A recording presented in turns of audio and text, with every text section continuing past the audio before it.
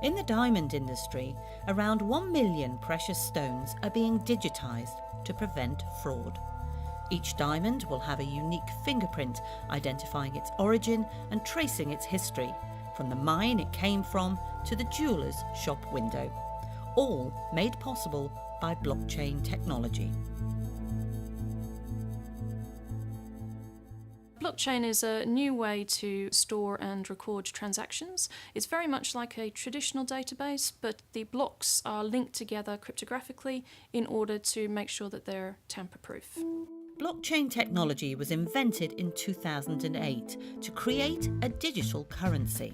The primary example that people are familiar with is probably Bitcoin. People are using it as digital cash. But actually people have started to use it more and more for things like their last will and testament, or to declare that a diamond isn't a blood diamond, or even for sharing data.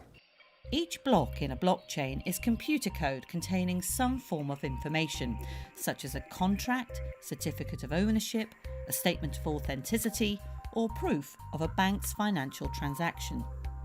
But each block of information in this computer database is securely connected or chained to the other through a digital signature. If you're trying to send money to relatives, it can take 3, 5, sometimes more days to move the money. And that's because we have to be very certain about where's the money gone to. Before, technology didn't allow us to do that quickly and cheaply. With this technology, it would be faster and cheaper, and it would be more secure because the bank has to digitally sign it and would have an audit trail of every transaction that's ever happened. As new information is added, the length and complexity of the blockchain increases, and the computer database gets bigger, with more and more people a part of it. But if someone makes an unauthorised change, everyone else in the chain can see where it happened and agree whether the change is valid or not. For example, you and I could decide that I was going to buy your house for £1,000, and instead of hiring a lawyer, we could actually decide together that we would register that onto a blockchain. So we would record a contract onto the blockchain that would indicate I have agreed at £1,000 on today that I would buy your house. It would give you a public ledger that would be transparent, and anyone could see that I had agreed to pay this. I couldn't go back at a later date and change it to be £500. And we could also do things like transfer the ownership through the title deeds and those kind of things, and that would all be publicly registered in the blockchain. A distributed ledger is something that allows us to produce a tamper-proof record of transactions onto a public ledger.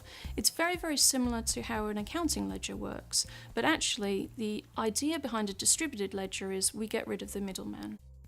We can use distributed ledger technology to help fishermen, for example, in Scotland, to prove the provenance of a piece of salmon. We could say that it was definitely farmed on this time from this lake and in this particular fashion. And that could all be recorded transparently onto a distributed ledger, which anyone would be able to track. Everyone can have an identical copy of a distributed ledger, and this database of assets is shared across multiple sites. While nothing is invulnerable to cyber attack, hacking it is extremely difficult. If you had a distributed ledger with 1,000 computers on it, and you had stored a contract into that ledger, someone wanted to come in and hack and change some of the information on that. In order to do that, they couldn't just hack your computer. They would have to hack every single other person's computer at the same time and change exactly the same piece of information. The technology could also help small-scale farmers, for example by registering the availability of their produce on a blockchain. It could allow them to create economies of scale and guarantee a supply chain to large-scale customers. Within government, there are a number of potential applications for distributed ledgers that could revolutionise the way it works and the delivery of public services.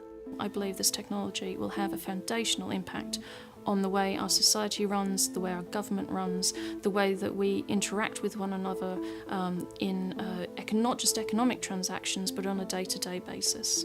I think blockchain technology is at least as significant as the development of the internet. If the internet brought us near-instant digital communications, then the blockchain brings us near-instant digital asset transfer, asset movement, and security of data movement. That's really, really important to everything in financial services, anything with property or anything with ownership, which is massive for the economy.